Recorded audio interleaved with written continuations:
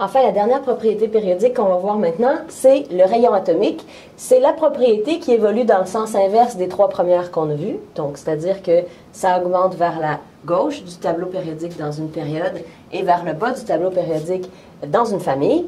Ça veut dire que là, le champion, c'est-à-dire celui qui aura la valeur la plus grande de rayon atomique, c'est le francium, c'est-à-dire le dernier alcalin, celui qui est le plus en bas et le plus à gauche du tableau périodique. Rayon atomique, ce que ça veut dire, c'est la grosseur de l'atome.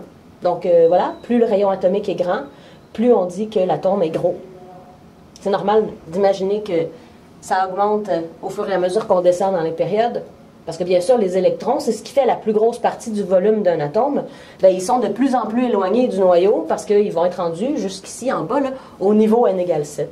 Alors, c'est normal que les plus gros atomes sont ceux dans la 7e période, donc où les électrons sont le plus loin du noyau. Donc, ça, c'est normal. Maintenant, pourquoi ça augmente vers la gauche du tableau périodique? C'est à cause de la charge du noyau, encore une fois. Si on avance vers la gauche, donc si on recule dans le tableau périodique dans une même période, ce qui va arriver, c'est qu'on va, pour une même couche d'électrons, on va avoir de moins en moins de protons dans le noyau. Donc, les protons qui retiennent les électrons, là, bien, si les électrons sont à la couche n égale 3, avec beaucoup de protons dans le noyau, si on s'en va vers la gauche, bien, il y a moins de protons, moins de protons, moins de protons. Donc, la couche n égale 3 est de plus en plus loin du noyau. C'est tout à fait cohérent avec les autres propriétés qu'on a vues, en particulier celle que j'avais expliquée au départ, là, de l'énergie de première ionisation. Plus on va vers la gauche, plus ça augmente parce qu'il y a moins de protons dans le noyau. Plus on va vers le bas, plus ça augmente, la taille de l'atome augmente parce qu'il y a de plus en plus de couches électroniques. Prenons des exemples de valeurs pour des rayons atomiques. Le potassium, par exemple, dont le numéro atomique est 19, je l'ai mis ici, son rayon atomique, c'est de 220 picomètres. Les picomètres, c'est des mètres fois 10 à la moins 12, donc c'est petit, petit. Comparativement au calcium, le calcium est à côté, dans le tableau périodique, son numéro atomique, c'est 20. Et effectivement, comme le montrait la tendance, sa valeur de rayon est plus faible parce que, ben, il est plus à droite dans le tableau périodique. C'est pas pour ça, là, ça c'est selon la tendance. Alors, pourquoi le calcium a un plus petit atome que le potassium? C'est que pour la même couche électronique, ils sont sur la même période, donc pour la même couche électronique, le calcium a un proton de plus dans son noyau, alors la couche, qui est à n égale 4, est un petit peu plus près du noyau, donc l'atome est un peu plus petit, un peu plus petit. Je vais vous comparer maintenant des rayons atomiques avec leur cousin, le rayon ionique. Alors, le rayon ionique fonctionne un peu de la même façon, c'est-à-dire c'est la grosseur de l'atome. Le rayon ionique. Alors, je vais vous mettre les ions qui sont formés par chacun de ces éléments-là. Les alcalins, l'ion qui est formé, c'est un cation qui est chargé positivement, donc l'ion K+. Le calcium, l'ion qui est formé, puisque c'est un alcalino terreux, ça fait le Ca2+. Mais qu'est-ce que ça veut dire, ça, ici? Revenons à la composition des atomes, là. Si son numéro atomique, le potassium qui n'est pas chargé, donc il n'y a pas de charge ici, ça veut dire qu'il y a 19 protons et 19 électrons. Tandis que le potassium, lui, est chargé positivement. Alors, ben, il y a toujours 19 protons, parce que s'il n'y avait pas 19 protons, ce ne serait pas du potassium, ce serait un autre élément. C'est les protons qui déterminent de quel élément il s'agit. Mais son nombre d'électrons est différent. Alors, on sait que les protons sont chargés positivement et que les électrons sont chargés négativement. Pour que le potassium soit chargé plus 1, ça veut dire qu'il y a un électron de moins.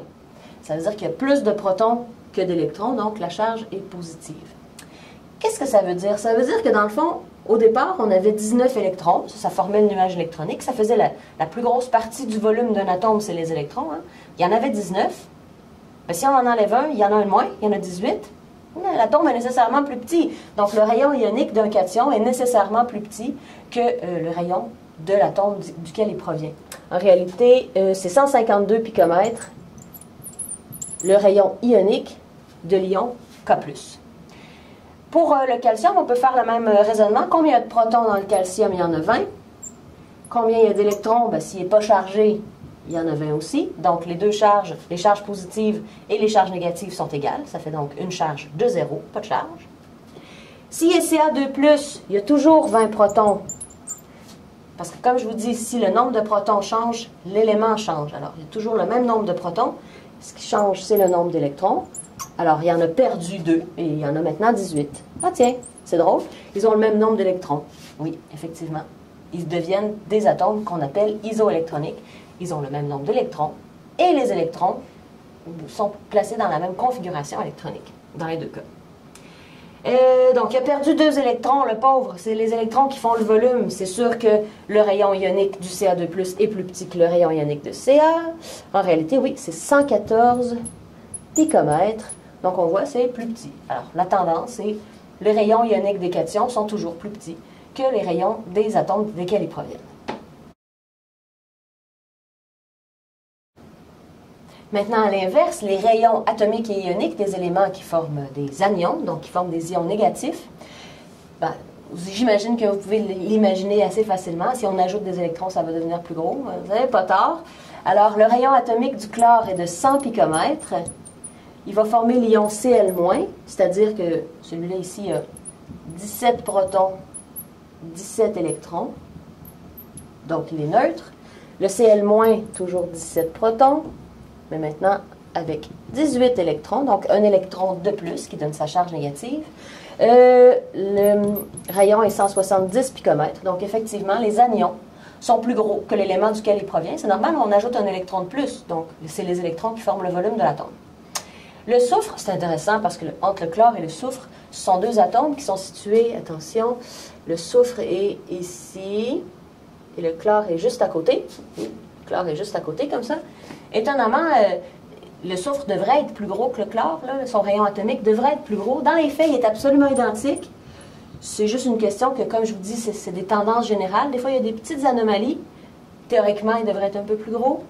Dans les faits, ils ont à peu près la même valeur. D'accord? Son nombre de protons est 16. Son nombre d'électrons est 16, s'il n'est pas chargé. Le soufre, puisqu'il fait partie de la famille de l'oxygène, quand il forme un anion, il va devenir 2-. Alors le S2-, qui contient 16 protons et 18 électrons, a un rayon atomique, celui-là, de 267 picomètres. Donc effectivement, plus gros que l'atome électriquement neutre duquel il provient.